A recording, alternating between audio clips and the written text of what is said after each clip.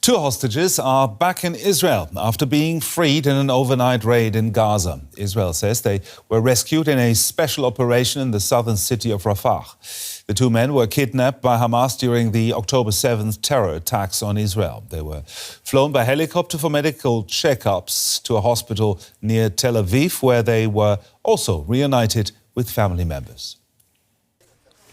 Reunited with their families. Luis Ha and Fernando Simon Marman were rescued by Israel's military and security forces during overnight raids in Rafah, after 128 days held captive by Hamas in Gaza.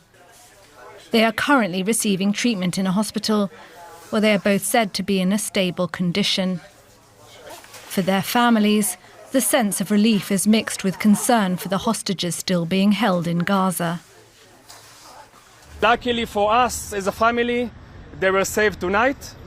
But I must say that the job is not done. We are happy today, but it's not we didn't win.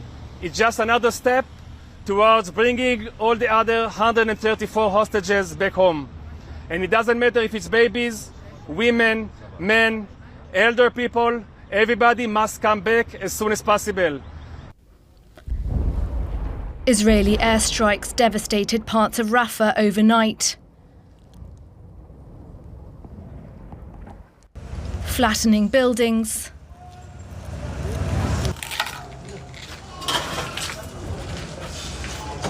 and destroying a mosque. Dozens of Palestinians were killed, and many more taken to hospital with serious injuries. We were at home when the airstrikes were going on.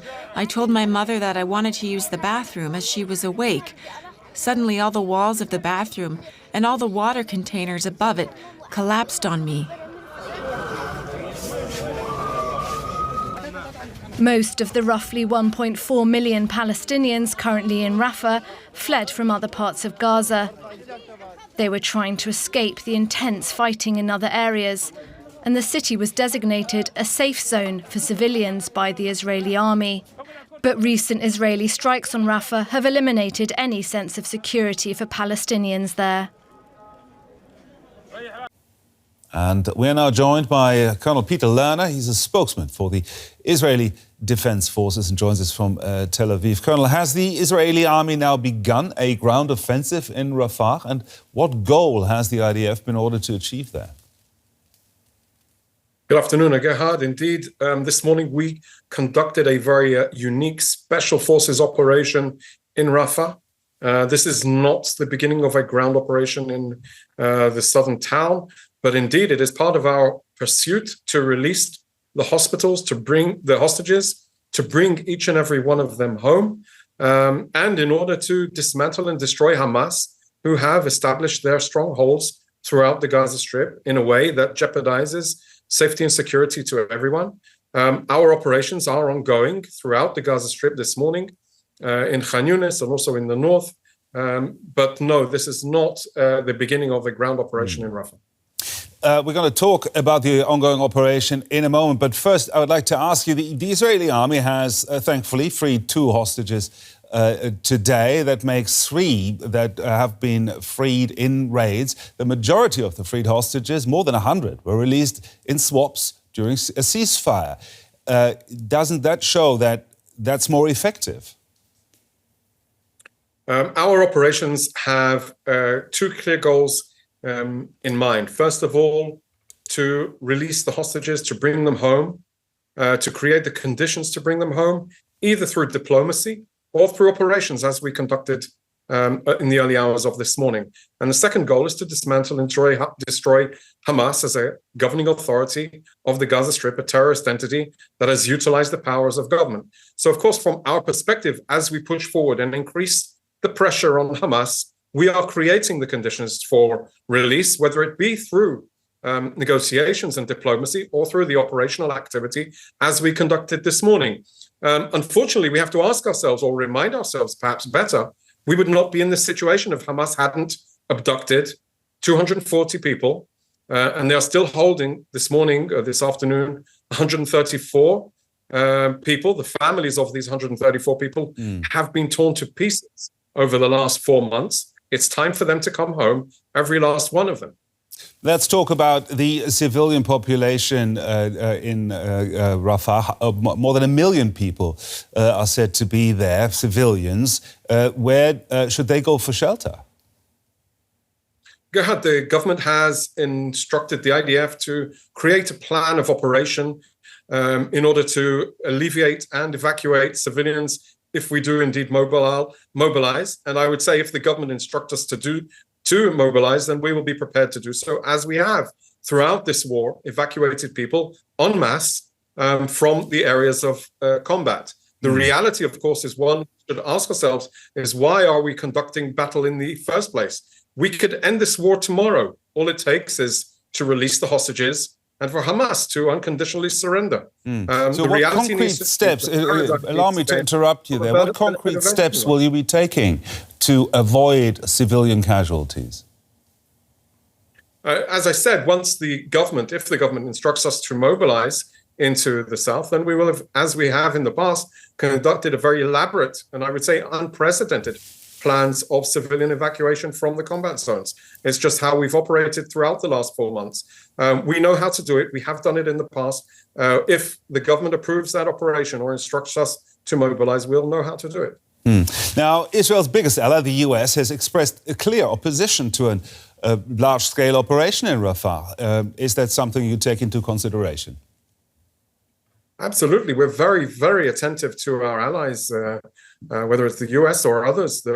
What they're saying, we are taking it into consideration. Of course, that does not mean that our goals will not be achieved. There is no alternative to bringing the hostages home. And there is no reality where Hamas remains a terrorist entity, a terrorist government on our doorstep, especially due to the fact that they have promised time and time again that given the opportunity, they will repeat the atrocities of the 7th of October. So our only route forward is for Hamas to be crushed, to be removed from control, and to get the hostages home. Hamas have, and if we learned anything from this operation in the early hours of this morning, where were they holding Louis Har and Fernando Mama? Where were they holding them? In a residential area, on the second story of a building where there are civilians around. When we mobilized when we came with our special forces, we breached the house. We went into the complex. A gunfight was conducted.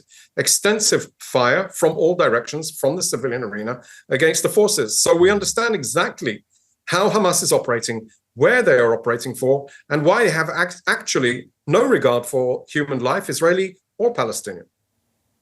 The spokesman for Israel's Defense Forces, Colonel Peter Lerner, thank you very much. Good day. Now let's bring in Shaina Low. She's the communications advisor for the humanitarian organization Norwegian Refugee Council and joins us from Jerusalem. Shaina, Israel carried out more airstrikes in Rafah overnight, and some say a ground operation has started. Can you give us more insight into the situation on the ground there? Well, as far as we know, a ground operation has not yet started, but there were these intense raids last night. I spoke to one colleague this morning who said he didn't get any sleep. Obviously, hearing the increased intensity of the airstrikes in Rafah caused widespread panic and fear amongst the nearly 1.5 million people who are seeking shelter there, many of whom have been displaced multiple times. It's just a reminder that there simply is no safe place in the Gaza Strip for Palestinian civilians, that any place can be targeted. Rafah, as you probably recall, was where Palestinians were told to flee over the last 4 months because it was allegedly safer. But we've seen through the events of last night that really there is simply no safe place in Gaza, and civilians are fearful throughout the entire Gaza Strip. Are your people on the ground seeing any attempts by civilians to flee this area? As of now, we haven't heard about civilians fleeing, but I think that's in part because there simply is no place to flee to. Central and northern Gaza have been the sites of increased and intense fighting. Northern Gaza has been basically reduced to rubble. There are no facilities or accommodations there able to host people fleeing for safety. On top of that, there's the added risk of unexploded ordnances throughout all of Gaza, but particularly in the north, where there was quite heavy airstrikes early on in the first few months of this escalation. And on top of that, people have fled multiple times. They have nothing with that, nothing. They have very little belongings. And so I think are worried about fleeing and having no safe place, no shelter to sleep in. And on top of that, all aid is coming in through the Rafah crossing and Kerem Shalom crossings in the south. And so people desperately in need of assistance, clean water, food, medicines, want to be where the aid is, which is in southern Gaza, mostly concentrated in the Rafah area. Now, what are your colleagues and other humanitarian workers actually able to do under these conditions? You know, it's really limited in terms of our ability to respond. First of all, we have nowhere near enough aid getting in to meet just even the basic humanitarian needs of the population. There are entire areas of Gaza that are largely cut off from humanitarian assistance because it simply is unsafe to go there, or agencies have been unable to coordinate their movements to ensure that their staff will be safe while trying to go and deliver assistance. The needs continue to outpace the ability of us to respond. Of course, we are doing the best that we can, but so long as there are ongoing hostilities, it makes coordination of aid distributions very, very challenging. That's why the only way that we'll be able to properly accommodate all of these needs is by, first and foremost, a prolonged, sustained ceasefire. That because we cannot be responding while bombs are falling over our heads. And on top of that, a massive scaling up of the amount of aid getting into Gaza, which up until now has been wholly insufficient. Talking about the aid getting into Gaza, the UN Agency for Palestinians, UNRWA, was doing the bulk of that humanitarian aid work in Gaza before allegations emerged that 12 of its staffers were involved in the October 7th terror attacks on Israel. Many donor nations have subsequently cut their funding. Are these cuts being felt on the ground there?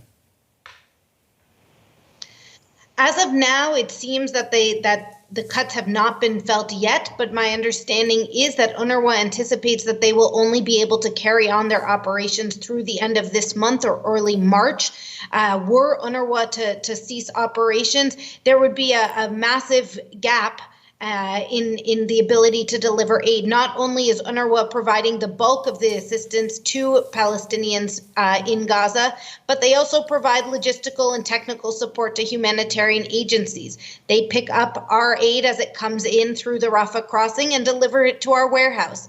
They provide all humanitarian agencies with the fuel that we need to be able to run our trucks and distribute our assistance. So without UNRWA, I think that there will be a massive gap felt, and the people who will suffer the most are, of course, the innocent civilians who have been suffering over the last 4 months.